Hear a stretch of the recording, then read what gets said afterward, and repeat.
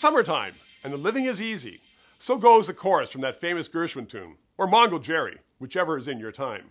It is easy, unless you are on a lake, or in a campground or park, beside a bunch of buffoons who have just graduated from grade 12, or city dwellers who are completely without any social graces.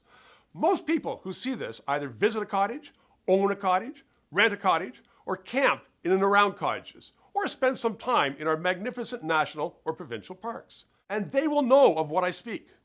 Those who leave garbage in a flimsy bag, outside, with bugs and vermin and animals who love to rip it apart, piece by piece. Who does this? This is not a trash can on Yonge Street in Toronto, which will eventually get emptied before the raccoons descend. This will become a fetid pile on some dirt road, buzzing with flies for weeks before someone comes along with a shovel. And what about those who play the best of the 80s and howl at the moon until 3 a.m. because they think that their voice is as good as Sting's, when, in fact, it stings just to listen to them. And here is a perennial that tragically we see too often. Pile a bunch of non-swimmers into a boat without preservers and set them off in a lake that they have never ever seen before. Anyone who dares point out that drownings are real are met with stares of, mind your own business. What possibly could go wrong on this sunny day? And in God-fearing Ontario, some are starting to behave as though they are on a trashy beach at some one-star island resort.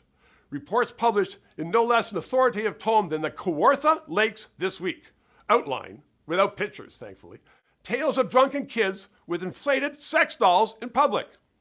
Perhaps this is a case where there should have been pictures for their future employers to take a peek at. And how about those campsites? The pictures of trash along the trail up the Himalayas are worldwide. But here in pristine BC and Alberta, it is always amazing to arrive at a remote lake, search out that perfect campsite, and find a pile of rusting beer cans. If you can huck them in filled with beer, then you can certainly take them out without breaking your back. So here we are in the dog days of summer, sunny and warm, with lots to do, or not to do, whatever your pleasure. Let's be more Canadian than even the Swiss. Let's be polite, considerate, and law-abiding. We need this break to rest up for what comes after Labor Day, choosing a prime minister. You knew I had to slip politics in there somewhere.